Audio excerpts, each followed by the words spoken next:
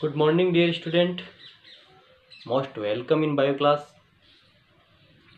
और बच्चों, जैसे कि आपको पता है कि अब जो बहुत ही महत्वपूर्ण जो यूनिट है वो स्टार्ट करके उसके अंदर डिस्कस कर रहे हैं। और जो यूनिट है अपनी, तो आपको पता ही है, जो हम एनसीईआरटी वाइज की बात करें तो एनसीईआरटी में जो थर्ड यूनिट है आपकी the cell structure and function, उसके बारे में डिस्कस कर रहे हैं। और जो अपना चैप्टर चल रहा है वो चैप्टर चल रहा है आपके यूनिट थर्ड का जो 8 नंबर का जो चैप्टर है उसमें डिस्कस कर रहे हैं। और इसमें जो अपन डिस्कस कर रहे हैं वो कर रहे हैं चैप्टर 8, उसका नाम है cell the unit of life. इसके अंदर अपन ने, जैसे वापस मैं आपको याद दिलूँ, आप हर बार रिवाइज करा करो क्या क्या चीज़ें आपको टिप्स पे होनी चाहिए, आपको दिमाग में आपके चलते रहने चाहिए। इससे पहले अपन क्या पढ़ के आए इसके बारे में। सबसे पहले अपन प्रोकैरियोटिक यूकेरियोटिक कोशिका के बारे में पढ़ा, फिर यूकेरियोटिक जो कोशिका होती है उसके अंदर जो पाए जाने वाले ऑर्गेनेल्स है उनके बारे में डिस्कस कर रहे हैं।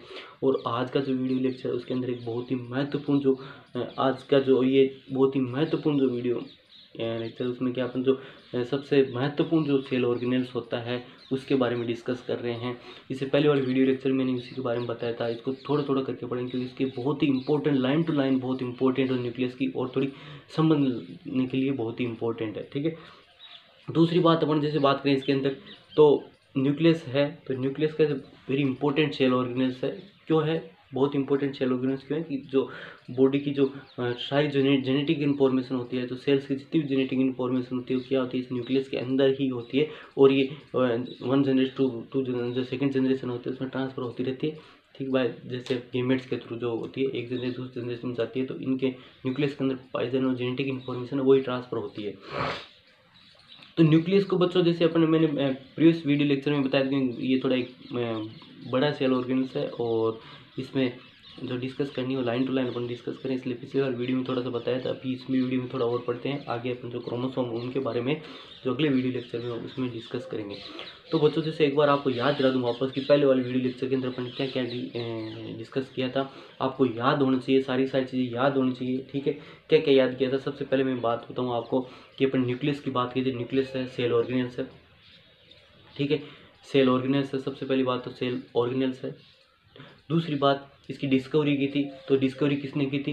रॉबर्ट ब्राउन ने की थी। न्यूक्लियस की डिस्कवरी की बात करें, न्यूक्लियस की डिस्कवरी किसने की थी बच्चों? रॉबर्ट ब्राउन ने की थी। ठीक है, किसने की थी? रॉबर्ट ब्राउन ने की थी। ठीक है, किसमें की थी? किसमें की थी? Root cell of orchid plant, याद होगा आपको। मैंने बताया था एनसीईआरटी मेंशन नहीं करेगा, लेकिन मैं बता रहा हूँ आपको। ठीक है, root cell of the orchid plant के अंदर की थी। उसके बाद जो अपन ने बात करी थी वो कब की थी? 1831 के अंदर डिस्कवरी की थी, है ना। एज अर्ली एज इन 1831, मतलब 1831 से पहले, 1831 से पहले ये डिस्कवरी हो चुकी थी। ठीक है, फिर बात करें एनसीईआरटी के अनुसार, फिर बात करें कि जो न्यूक्लियस होता है उसके अंदर क्या होते हैं? न्यूक्लियर प्रोटीन या कुछ फाइबर्स पाए जाते हैं। न्यूक्लियर प्रोटीन से बने जो फाइबर्स पाए जाते हैं जो स्टैंड बाय बेसिक डाई, जो क्या होते हैं? बेसिक डाई से स्टैंड हो जाते हैं। ठीक है, stand by basic die, this is called the chromatin fibres, ये क्रोमेटिन। और वो क्रोमेटिन बोल, क्रोमेटिन किसने कहा था? फ्लेमिंग ने कहा था। Chromatin word given by the Fleming. The substances found in the nucleus which are stand by basic dye. ठीक है, जो क्या होते हैं? बेसिक डाई से स्टैंड होते हैं, उनको फ्लेमिंग ने क्या कहा था? आपको पहले वाले वीडियो लेक्चर की बात बता रहा हूँ, उन्होंने फ्लेमिंग ने क्या था? क्रोमेटिन कहा था। फिर नेक्स्ट लाइन, तो फिर बच्चों इसमें बात करते हैं कि जो न्यूक्लियस है, तो न्यूक्लियस की जैसे बात करें तो न्यूक्लियस का डबल मेम्ब्रेन बाउंडेड जो सेल ऑर्गेनेल्स है। ठीक है, double membrane, it is bounded with the two parallel membrane. One is the outer is the external nuclear membrane, this is the external nuclear membrane and this is internal nuclear membrane. This internal nuclear membrane, ये जो अंदर की है ये nuclear internal nuclear membrane है। ये internal nuclear membrane. ठीक है, इसके बाद the outer membrane, the outer nuclear membrane continuous with endoplasmic reticulum. Outer membrane continuous with endoplasmic reticulum. ठीक है, ये देखो इस प्रकार से एंडोप्लाज्मिक रेटिकुलम कंटिन्यूअस होती है। और न्यूक्लियर मेम्ब्रेन जो होती है between the external nuclear membrane and outer nuclear inner nuclear membrane. ठीक है, जैसे अपन बात करें एक्सटर्नल न्यूक्लियर मेम्ब्रेन और आउटर न्यूक्लियर मेम्ब्रेन होती है, उसके बीच में क्या होता है? Space, that is called perinuclear space. This is called the perinuclear space. ठीक है, ठीक है, have the distance of 5 to 10 nanometer. After it the nuclear membrane, both the nuclear membrane have pore. ठीक है, this is called the nuclear pore. Nuclear pore allow the DNA and RNA to passage from the nucleoplasm to cytoplasm and cytoplasm to nucleoplasm. ठीक है, तो इस प्रकार से जो अपन ने डिस्कस किया था, इसके बाद जो प्रीवियस वीडियो लेक्चर की बात करें उसमें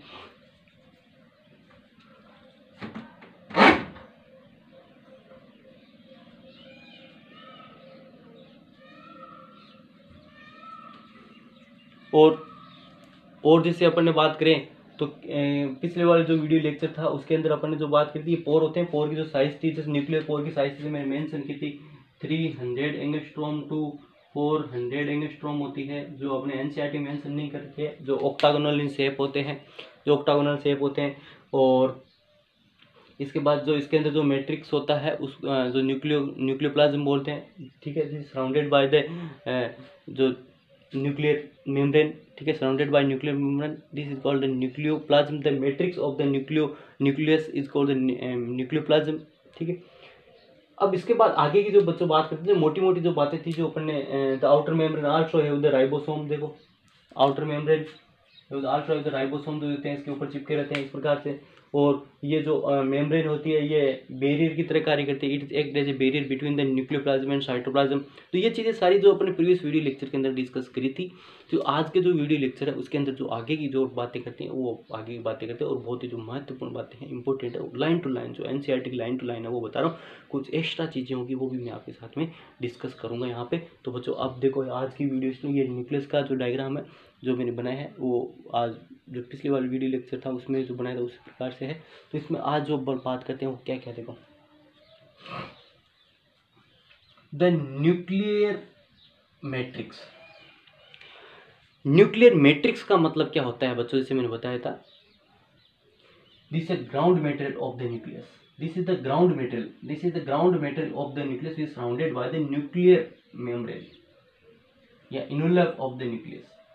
ठीक है, सराउंडेड न्यूक्लियर मेम्ब्रेन के द्वारा जो बोथ द न्यूक्लियर मेम्ब्रेन के द्वारा सराउंडेड जो इन्वलप होता है जो इसका उसके द्वारा जो सराउंडेड होता है, ठीक है, या जो कवर होता है न्यूक्लियस का उसके द्वारा जो सराउंडेड होता है ग्राउंड मटेरियल इसका, this is called the nuclear matrix और न्यूक्लियोप्लाज्म। क्या क्या होता है इसके अंदर, बहुत इंपॉर्टेंट बात, इसके अंदर क्या क्या होता है, इसके अंदर न्यूक्लियोलस होता है। अब क्या होता है वो आगे पढ़ेंगे न्यूक्लियोलस क्या होता है, लेकिन सबसे पहले आपको याद रखना है न्यूक्लियोप्लाज्म या जो न्यूक्लियर मैट्रिक्स होता है उसके अंदर क्या क्या होता है। एक तो होता है न्यूक्लियोप्लाज्म और न्यूक्लियोलस होता है, ठीक है, जिसको हिंदी के अंदर केंद्रिक कहते हैं। ठीक है, न्यूक्लियोलस होता है, ठीक है, LUS देखो लास्ट में। एक क्या होता है, न्यूक्लियोलस होता है एंड क्रोमेटिन होता है। क्या होता है, न्यूक्लियोप्लाज्म की बात करें तो न्यूक्लियोप्लाज्म के अंदर बच्चों क्या होता है, एक तो होता है न्यूक्लियोलस, दूसरा जो होता है वो होता है क्रोमेटिन। एक तो होता है न्यूक्लियोलस होता है और दूसरा क्या होता है, क्रोमेटिन होता है। एक तो होता है न्यूक्लियोलस और दूसरा क्या होता है, क्रोमेटिन होता है। समझ गए, दोनों चीज क्लियर है आपके सामने। मैं कह रहा हूं जो ग्राउंड मटेरियल होता है जिसको मैट्रिक्स बोलते हैं, न्यूक्लियस का जो ground material that is called the matrix, और न्यूक्लियोप्लाज्म भी इसी को बोलते हैं। It's contain nucleolus and chromatin. देख लो, दिस इज द क्रोमेटिन, ये जो आपको ये दिख रहे हैं फाइबर्स, ठीक है, this is the chromatin, this is the chromatin, this is chromatin and this is the nucleolus, this is nucleolus. देखो यहाँ पे लिखा है this is nucleolus and this is chromatin, this is nucleolus and chromatin. इसके बाद next बात करते हैं न्यूक्लियोलस आर। अब न्यूक्लियोलस की बात करते हैं, न्यूक्लियोलस क्या है, ठीक है, तो न्यूक्लियोलस क्या है, देखो तो न्यूक्लियोलस आर स्फेरिकल स्ट्रक्चर। देखो स्फेरिकल स्ट्रक्चर है, this is nucleolus, this is the spherical structure. देखो this is the spherical structure, ये स्फेरिकल स्ट्रक्चर है, ये spherical structure. Nucleolus are spherical structure present in the nucleoplasm, present in the nucleoplasm. कहाँ present होता है, nucleoplasm के अंदर present होता है, प्रेजेंट इन द न्यूक्लियोप्लाज्म। ठीक है, nucleolus are spherical structure nucleolus are spherical structure present in the nucleoplasm। देखो न्यूक्लियोप्लाज्म अपने बात की थी ना, ये न्यूक्लियोप्लाज्म में क्या पढ़ा, न्यूक्लियस प्रेजेंट होता है, यही लिखा nucleus are spherical, this is the spherical structure, spherical present in the, this is the nucleoplasm, this ground material is called nucleoplasm, this ground material is nucleoplasm, nucleoplasm में क्या है, एक spherical structure present, that is called the nucleolus. Okay, अब दूसरी बात देखो, यहाँ पर बहुत इंपॉर्टेंट बात जो डिस्कस कर रहा हूं मैं, ठीक है। Nucleolus is not membrane bounded. ये जो न्यूक्लियोलस होता है इसके बाहर किसी प्रकार की मेम्ब्रेन नहीं होती। Nucleolus is not membrane bounded, ठीक है। न्यूक्लियोलस पे किसी प्रकार की जो मेम्ब्रेन होती है वो बाउंडेड नहीं होती। Nucleolus is not membrane bounded, ये मेम्ब्रेन से बाउंडेड नहीं होता है। देखो nucleolus is not membrane bounded, ठीक है। इसके जो कवरिंग होती है वो नहीं होती है, मतलब मेम्ब्रेन्स की कवरिंग नहीं होती। Nucleolus is not membrane bounded, ठीक है। न्यूक्लियोलस की बात करें तो देखो इसमें अपन बात कर रहे हैं न्यूक्लियोलस की, तो nucleolus is not membrane bounded, मतलब इसके बाहर जो है वो मेम्ब्रेन नहीं होगी, इसके बाहर जो होगी वो मेम्ब्रेन नहीं होती है, ठीक है। And content of nucleolus is continuous with the rest of the nucleoplasm. अब इसकी मैं कह रहा हूँ कि इसके बाहर मेम्ब्रेन ही नहीं है, तो इसका जो कंटेंट होगा किसका, न्यूक्लियोलस का, कंटिन्यूस विद द या टच विद द साइटोप्लाज्म, ये तो लिखा है ना, continuous with the rest of the nucleoplasm, sorry nucleoplasm, इसके बाहर क्या होगा, न्यूक्लियोप्लाज्म होगा, ठीक है। तो क्या बता, देखो यहाँ पे देखो ये इसके बाहर ये क्या है, ये जो बाहर ये ग्राउंड मटेरियल ये क्या है, न्यूक्लियोप्लाज्म। देखो ये बाहर क्या है, इसके चारों तरफ क्या है, ये न्यूक्लियोलस है, इसके बाहर क्या है, न्यूक्लियोप्लाज्म है, ठीक है। इसके बाहर क्या है, न्यूक्लियोप्लाज्म है, ये रहा न्यूक्लियोप्लाज्म। इसके बाहर क्या है, ये न्यूक्लियोलस है, इसके बाहर क्या है, जैसे मैंने जैसे ग्राउंड मटेरियल क्या होता है, न्यूक्लियोप्लाज्म, जिसको न्यूक्लियर मैट्रिक्स बोलते हैं। तो ये बाहर वाला क्या है, न्यूक्लियोप्लाज्म है, ठीक है। ये बाहर, और ये क्रोमेटिन फाइबर्स है, ठीक है। तो इसके बाहर जो तरल है, जो लिक्विड है, लिक्विड जो पार्ट है वो कौन सा है, न्यूक्लियोप्लाज्म। तो ये मान लो इसे यहाँ पे है, तो इसकी मैं कह रहा हूँ इसकी मेम्ब्रेन नहीं होता, it is not bounded with membrane, then it content of the nucleolus continuous with the, इसका जो कंटेंट होगा कंटिन्यूस विद द न्यूक्लियोप्लाज्म। किसके साथ में, न्यूक्लियोप्लाज्म के साथ में कंटिन्यूस होगा। किसके साथ में कंटिन्यूस, किसके साथ में होगा, इसके न्यूक्लियोप्लाज्म के साथ में कंटिन्यूस होगा, ठीक है। समझो आप, the content of nucleolus continuous with the rest of the nucleoplasm. इसके ये दोनों साथ में, जैसे एग्जांपल समझाता हूँ आपको।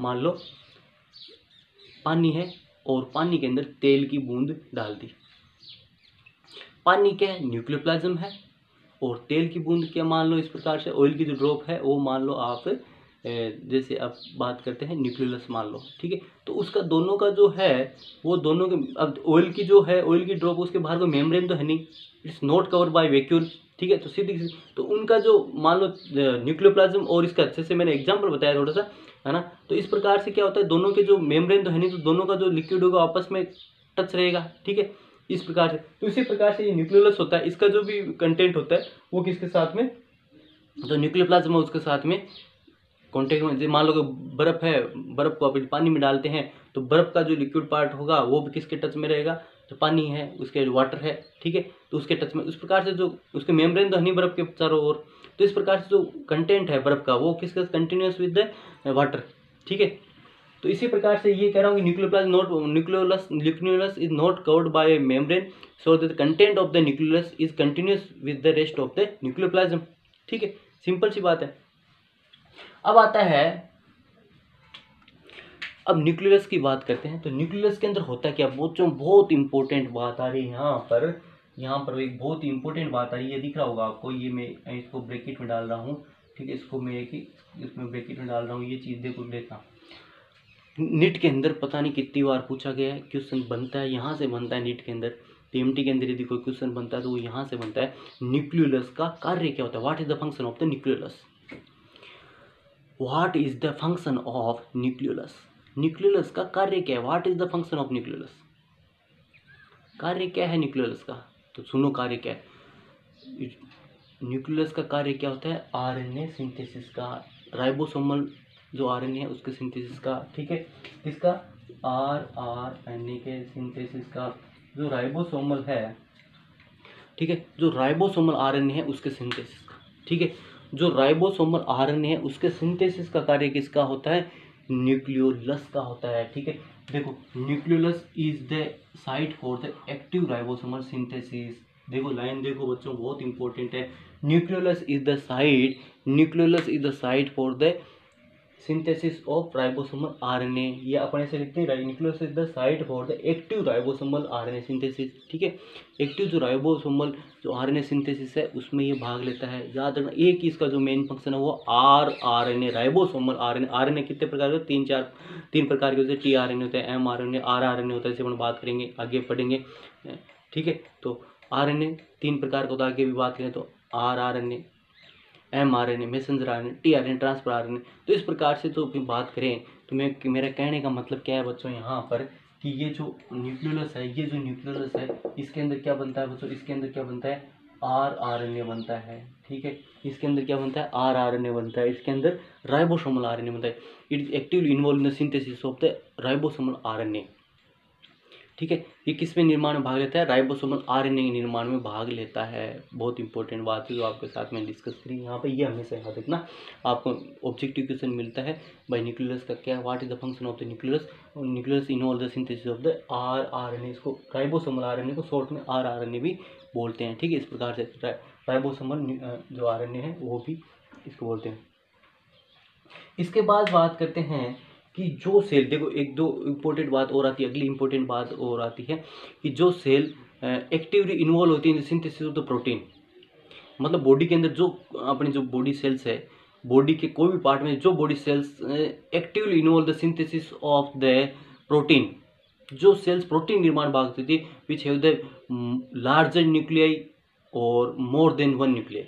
समझ रहे हो मेरी बात, मतलब जो कोशिकाएं या जो सेल्स होती है, जो which cells involve in the protein synthesis, जो अपने बॉडी के अंदर जो प्रोटीन सिंथेसिस से रिलेटेड सेल्स है उनके अंदर न्यूक्लियोलस की जो साइज होती है बड़ी होती है, ठीक है, बड़ी होती है। न्यूक्लियोलस की साइज क्यों होती है, बड़ी होती है, पहली बात। तो दूसरी बात, जो न्यूक्लियोलस की संख्या है, mostly one nucleolus present in one cell, ठीक है, लेकिन क्या होता है उनके अंदर जो न्यूक्लियोलस की संख्या होती है वो मोर देन वन हो सकती है। किन के अंदर, the cells which actively involve in the synthesis of the rRNA, sorry synthesis of protein, ठीक है। अब मोटी साइज बड़ी और इनकी संख्या ज़्यादा क्यों होगी बच्चों, क्योंकि इनकी संख्या जितनी ज़्यादा होगी उतना ही ज़्यादा आरएनए बनेगा, उतना ज़्यादा आरएनए बनेगा तो प्रोटीन निर्माण भी उतना ही ज़्यादा होगा, ठीक है। तो प्रोटीन निर्माण के लिए आरएनए की आवश्यकता होती है, RNA is needed for the protein synthesis.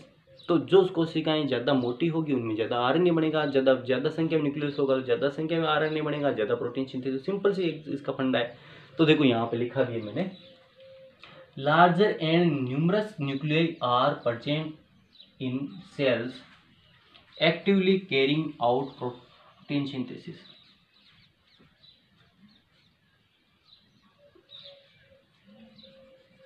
Larger and numerous nucleoli, larger देखो, larger and numerous nucleoli, nucleoli का मतलब न्यूक्लियोलस से याद, कंफ्यूज मत होना। न्यूक्लियोलाई जो वर्ड यूज किया गया है ये न्यूक्लियोलस के लिए यूज किया गया है। न्यूक्लियाई जो वर्ड है याद रखना न्यूक्लियोलस के ही लिए यूज किया गया, याद रखना। Larger and numerous nuclei are present in the cell actively carrying out protein synthesis. मैंने क्या बताया था, जो सेल्स प्रोटीन सिंथेसिस के अंदर इन्वॉल्व होती है उनके अंदर जो न्यूक्लियाई होता है वो या तो लार्जर होगा, बड़ा होगा, या न्यूमरस उनकी संख्या होगी वो ज़्यादा होगी, ठीक है, उनकी संख्या जो होगी वो ज़्यादा होगी। इसके बाद बात करते हैं बच्चों इन द इंटरफेज। जैसे अपने ऑलरेडी अपने प्रीवियस वीडियो लेक्चर के अंदर बात करते हैं, इंटरफेज के अंदर क्या होता है, न्यूक्लियस नॉट डिवाइड होता है, डिवाइडिंग जो होता है, nucleus present in cell not dividing, ठीक है। तो इसमें अपन इंटरफेज की अवस्था बात करें तो इंटरफेज की अवस्था में जो न्यूक्लियस होता है वो डिवाइडिंग नहीं हुआ होता है, ठीक है, इसलिए उसको अपन डिटेल से स्टडी अपन उसको ढंग से देख सकते हैं माइक्रोस्कोप नीचे। तो यहाँ पर देखो, in interphase nucleus has a loose and indistinct network of nucleoprotein called chromatin. जो क्रोमेटिन यहाँ पे जो वर्ड आया था अपन ने बात की थी कि मैट्रिक्स के अंदर ये क्रोमेटिन पाया जाता है, जो इसका न्यूक्लियोप्लाज्म है, जो न्यूक्लियोप्रोटीन से बने फाइबर्स पाए जाते हैं क्रोमेटिन। तो क्रोमेटिन क्या रहता है इंटरफेज के अंदर देखते हैं, तो इंटरफेज के अंदर क्या पाया जाता है, न्यूक्लियोप्रोटीन से बने फाइबर्स पाए जाते हैं, दिखाई देते हैं, ठीक है। न्यूक्लियोप्रोटीन देखो किससे बने होते हैं, loose and indistinct network of nucleoprotein called chromatin. जो न्यूक्लियोप्रोटीन से बने हुए जो फाइबर्स पाए जाते हैं, जो तंतु पाए जाते हैं, इन्हीं को क्या बोलते हैं, क्रोमेटिन बोलते हैं। और क्रोमेटिन बच्चों किससे बने होते हैं, याद रखना। जो क्रोमेटिन जो होते हैं बच्चों इस प्रकार से होते हैं, ये देखो यहाँ पे वर्ड क्या है बच्चों, न्यूक्लियोप्रोटीन आता है, ठीक है, न्यूक्लियोप्रोटीन है यार, ठीक है। यहाँ वर्ड देखो न्यूक्लियोप्रोटीन लिखा है मैंने यहाँ पे। तो न्यूक्लियोप्रोटीन का मतलब क्या होता है कि न्यूक्लियो और प्रोटीन से बना होता है, जो अपन बात कर रहे हैं, ठीक है। जो ये क्रोमेटिन फाइबर की बात करें, जैसे मैंने डॉटेड डॉटेड बताई है, तो ये डॉट होता है, ये तो होता है हिस्टोन प्रोटीन, ठीक है। और ये जो आपको थ्रेड दिख रहा है, ये क्या होता है, डीएनए होता है, जो न्यूक्लिक एसिड होता है, ठीक है। जो थ्रेड दिख रहा है आपको, ये तो होता है डीएनए, और जो डॉट दिख रही है ये होता है हिस्टोन प्रोटीन। होता क्या है कि डीएनए क्या होता है, एक लंबा जो होता है थ्रेड होता है, ठीक है। तो लंबा थ्रेड जो भी साइज की बात करेंगे, तो ये क्या होता है, जो हिस्टोन प्रोटीन के चारों रेप्ड होता है, मतलब लिपटा हुआ रहता है, ताकि अच्छे से सेल्स के अंदर अरेंज हो जाए। तो इसी प्रकार से जब इस प्रकार की जो संरचना बनती है, इसको क्या बोलते हैं, न्यूक्लियो प्रोटीन। देखो न्यूक्लियस और प्रोटीन से बना होता है, ठीक है। तो अभी दूसरी लाइन में अपन बात भी करेंगे इसमें क्या होता है। देखो अब देखो, क्रोमेटिन कंटेंट, जैसे मैंने बताया क्रोमेटिन में न्यूक्लियो प्रोटीन है, क्रोमेटिन क्या है, न्यूक्लियो प्रोटीन है। तो क्रोमेटिन में के अंदर क्या क्या होता है, जैसे मैंने यहाँ बताया, देखो ध्यान देना, क्रोमेटिन कंटेंट डीएनए, ये रहा DNA, and some basic protein, ये रहा basic, that is called the histone, basic protein histone, some non protein and RNA भी पाया जाता है। इसके साथ साथ में अपन बात करें तो क्या होता है, कुछ इसके अंदर क्या होता है, नॉन प्रोटीन भी होता है, और कुछ क्या होता है, आरएनए भी इसके अंदर पाया जाता है, इस प्रकार से। अब एक दो नेक्स्ट इसमें बात जो एनसीईआरटी मेंशन करती है, एनसीईआरटी के साथ बात करें तो एक जो ह्यूमन सेल्स होती है, उसके अंदर जो एक कोशिका के अंदर जो डीएनए पाया जाता है वो 2 मीटर लंबा होता है, ठीक है। देखो a single human cell has approximate 2 metre long thread of DNA. एक ह्यूमन सेल की बात करते हैं तो ह्यूमन सेल के अंदर जो एक डीएनए पाया जाता है वो 2 मीटर लंबा होता है। कितना मीटर लंबा होता है, 2 मीटर लंबा जो डीएनए होता है वो पाया जाता है, ठीक है। 2 मीटर लंबा डीएनए पाया जाता है इन डिस्ट्रीब्यूटेड एमोंग 46 क्रोमोसोम। आपको पता ही है बच्चों की अपने बॉडी के अंदर कितने क्रोमोसोम्स होते हैं, 46 क्रोमोसोम्स होते हैं। कितने होते हैं, 46 क्रोमोसोम होते हैं। यहाँ लिख देता हूँ, 46 क्रोमोसोम होते हैं अपने बॉडी के अंदर। कितने होते हैं, 46 क्रोमोसोम होते हैं। और कितने पेयर में, 23 पेयर में पाए जाते हैं, 23 जोड़ी में पाए। पेयर का मतलब क्या होता है, इस प्रकार से ये क्रोमोसोम जो होते हैं, इस प्रकार से इस प्रकार से इस प्रकार से ये होमोलोगस जो पेयर होते हैं ये पाए जाते हैं। इस प्रकार के 23 पेयर पाए जाते हैं। और टोटल कितने, एक पेयर में 2 होते हैं, 23 पेयर में कितने हो गए, 46 गुणसूत्र। इस प्रकार से अपनी ह्यूमंस की बात करें, 46 गुणसूत्र पाए जाते हैं। तो 2 मीटर जो लंबा जो डीएनए की बात कर रहे हैं, तो 2 मीटर जो लंबा डीएनए है वो क्या होता है, 46 गुणसूत्रों के अंदर डिस्ट्रीब्यूट रहता है। 46 गुणसूत्र उनके अंदर डिस्ट्रीब्यूट रहता है, ठीक है।